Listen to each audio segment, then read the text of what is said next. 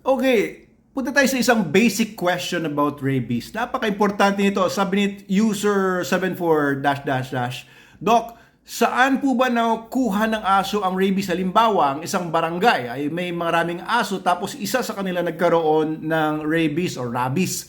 Eto guys, no, ang rabies ay hindi likas or hindi inherent sa aso. Hindi sila pinanganak na may rabies. Okay, tandaan niyo yan. Ngayon, yung rabies sa isang population, isang barangay, saan nakuha nung nung aso na yon, yung sa kwento nitong si user 74, saan nakuha niya yung rabies? Ito po ay 99% nakuha sa ibang aso. So sa isang barangay, walang rabies yung mga aso doon. So, biglang nagkaroon ng isang may rabies, baka pumunta sa kabilang barangay yun na may mga asong may rabies.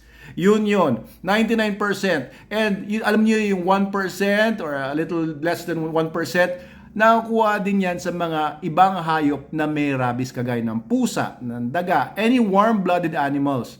Okay? So yung mga cold-blooded animals, kagaya ng ahas, walang rabies yan.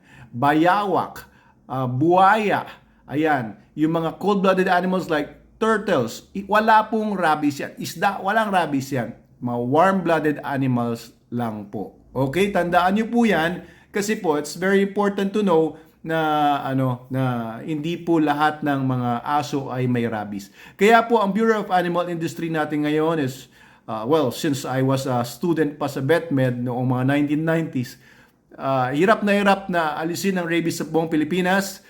200 to 300 Filipinos die every year. Tandaan nyo, nasa number 3 tayo sa world rankings. Namamatay ang mga Pilipino sa rabies, 200 to 300. Dahil po 99% galing sa dog transmission, galing po sa mga stray dogs karamihan.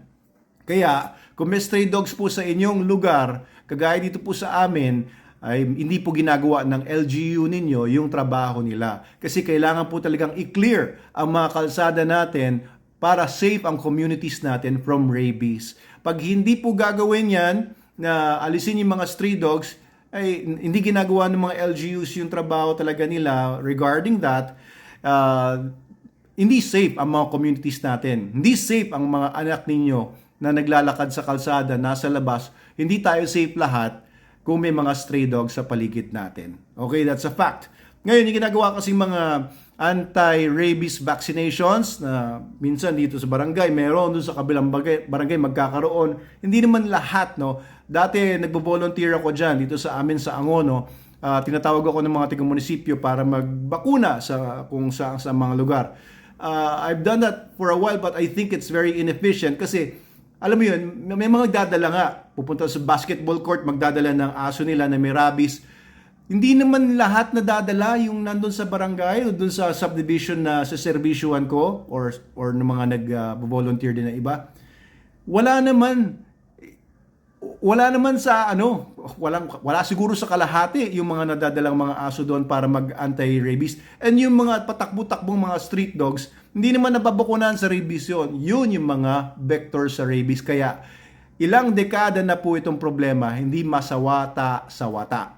Okay, ngayon natatakot din yung mga nasa LGUs natin kasi maraming nagagalit na hinuhuli yung mga aso sa lugar nila.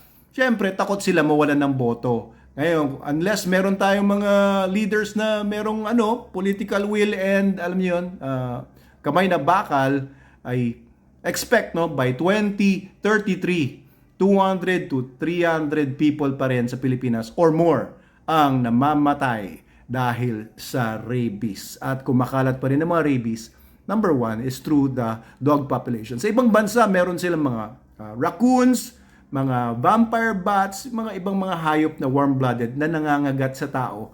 Dito lang sa Pilipinas kasi, mostly it's just dogs, a few cats.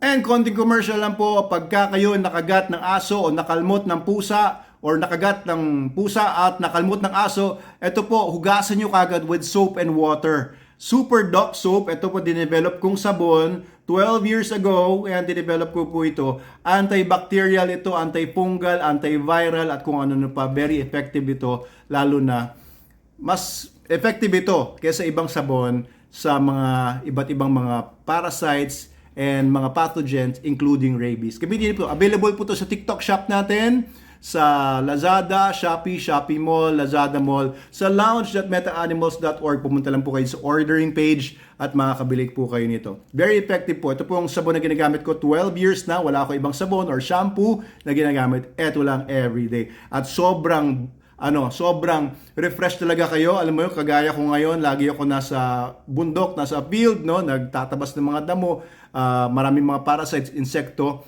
Ito lang po, sobrang effective niya, sobrang magiginahawahan po kayo pag ito yung gagamitin yung sabon. Super Doc soap, pero din po nito na blue, na iba lang ang scent nun.